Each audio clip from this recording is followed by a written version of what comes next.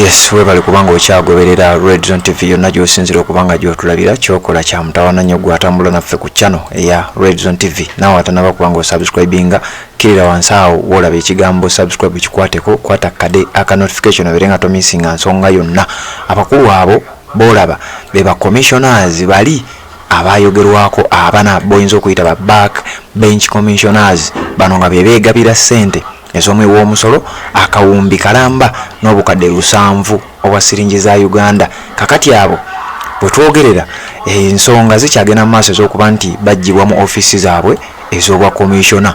Kuliko Honorable Mathias Mpuuga, kuliko Honorable Solomon Sirwanyi, kuliko Honorable Esther Afoyochani ne Prose Akampulira Mbabazi. Kakati bano abamu batandise okwewaana. Omukyalo oyo ye Honorable Prose Akampulira yabadde mu district ya Rubanda district jukira gyakiikirira ye mubaka omukyala akiikirira Rubanda district woman MP mu parliament ene ye11. Kakati kunaku lwokutaano yaliko mu constituency ye oba mu district ye gyakiikirira n'avaayo n'ategeeza ti nze temuyina nabye mu ŋŋamba sente nazikwata.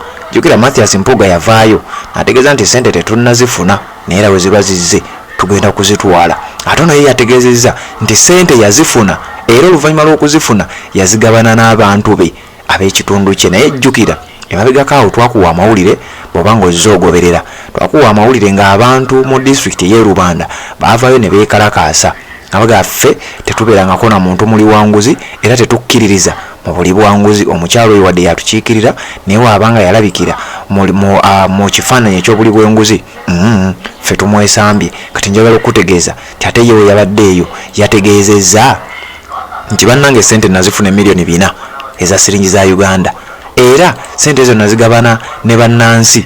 Yagambye bw'ati I received the 400 million Ugandan shillings and I gave it to the people. Ono bwe yayogedde nti sente nazifuna miliyoni 4 era sente ezo naziwa abantu. I had all the liberty to use that money for my personal gains, but I don't do that. I did not do that. I gave that money to the people because I know how important my people are. Nti nali nsobola okukwata sente ezo nenzirya oba nenziteeka mu bintu byange wabula namanyi abantu bange ab'e Rubanda omugaso gwe balina gyendi kyovula banakwata sente nenzibateekamu era netuzirya n'abantu baffe. Jjukira emabegako awo wawulidde omukyala amanyiddwa nga Juliet Kinyamatama yavuddeyo n'ategeeza nti nze mpagira Sise Namuju. Jjukira ono Sise Namuju yali mabega w'emitayimbo olw'okulya enguzi ye ng'agamba bw'abanga yabba yali alya nammwe. Kati abantu bano balabika batandise okwewaanira mu buli bw'enguzi. Bannayuganda kyensuubira titekigenda kubeera nga kibasanyusa. Kakati abantu bano waliwo yabadde ambuuza nga tabategeera nnyo kiri awo. Njagala mbakuweeko akatonotono obeere nga obategeera bulungi nnyo. Omukyalo ono bamuyita Prose Akampulira Mbabazi. Oyo njagala mukuweeko akatonotono. Omukyalo oyo yazaalibwa ng'ennaku z'omwezi 8 mwezi gwa Desemba omwaka gwa 1987. 1987 aba alina emyaka emeka we twogerera emyaka 37. Bamuyita Prose Akampulira Mbabazi. Mukyala munabyabufuzi mubaka mu parliament akiikirira Rubanda district ng'omubaka omukyala. Kino kisanja kye kyakubiri ng'ali mu parliament yagikiikirira okuva mu 2016 n'alondebwa n'addamu n'alondebwa mu kisanja kye ekyokubiri mu kalulu ka 2021 mu nnakibiina ekya NRM. Bamuyita Prose Akampulira Mbabazi. Oyo gwolaba ku screen yo era nga wenkugambye nti ali omu ku ba commissioners abana abali mu kubeera nga bawera ennemba ne petition eya Honorable Theodore Sekikubo ey'okubeera nti baggyibwa mu ofisi zaabwe ez'obwa commissioner. Oyo bamuyita Solomon Sirwanyi. Oyo wamulaba ku mukolo ogwali e Masaka ogwa Mathias Mpuuga yavaayo n'ayogera ebigambo bingi nnyo n'agamba Abaganda temweyagaliza era ebigambo byonna yabyogera ng'asinziira ku bigambo ebizze byogerebwa ku Mathias Mpuuga era yamuwerekera bulungi nnyo ku mukolo ogwali e Masaka.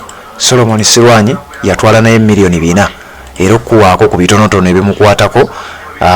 Yazaalibwa ng'ennaku z'omwezi 14 omwezi gwali gwa 3 omwaka 1983 Honorable Solomon Sirwanyi yazalibwa ngina ku mwezi 14 mwaka gwa 1983 mwezi gwa kusatu gwe yazalibwa.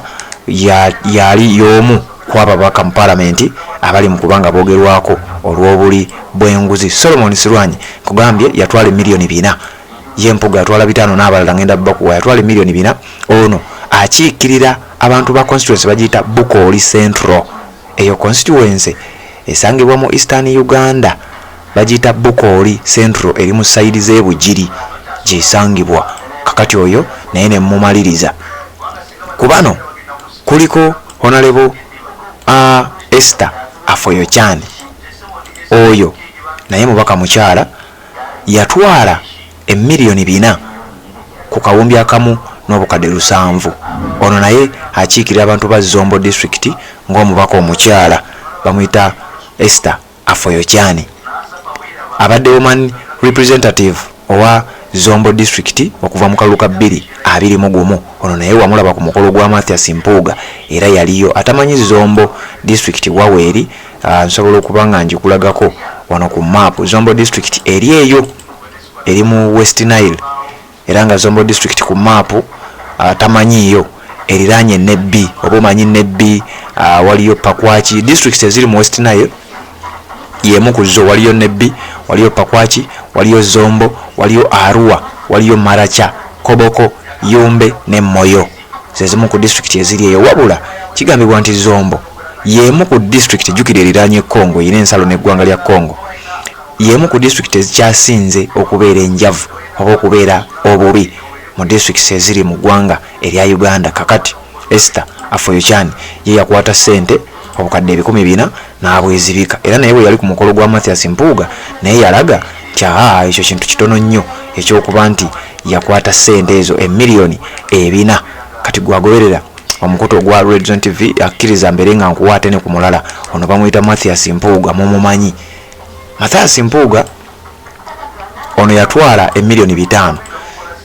ensonga lwaki ye sente ze nnyingiko nti yali sente zo bazigabanira yali akyali leader of opposition era ye yeegabira ne banegotiatinga ne bateesa nti nze njagala onsiime n'akasiimo nga kenkana bwe kati ye yasalawo okutwala emiliyoni za Uganda 500,000.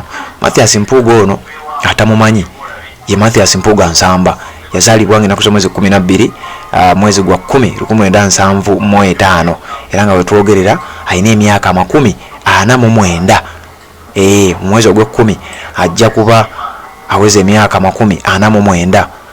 musajja muna Uganda muna byabufuzi ate nga muna mateeka ate nga musomesa yasavinga konga leader of opposition omulundi gwo gwasooka nga Robert Kyagulanyi Ssentamu yamulonze paka we yamujjako n'abanga ekisanja kye kyakomaawo nga wetwogerera simanyi ngambe talina kifo oba kubanga yabadde deputy president w'ekibiina kya NUP mu Central Uganda oba mu Buganda ekyo bamuwummuza.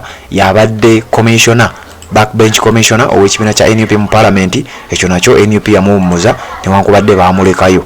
kakati beebo ba commissioners bammwe ono Prose akampulira bwe yabadde mu district ye yabadde omu ku abo neyewaana n'ategeeza nti nze okulya sente ezo kintu kya bulijjo era ekirungi nazirya n'abantu bange.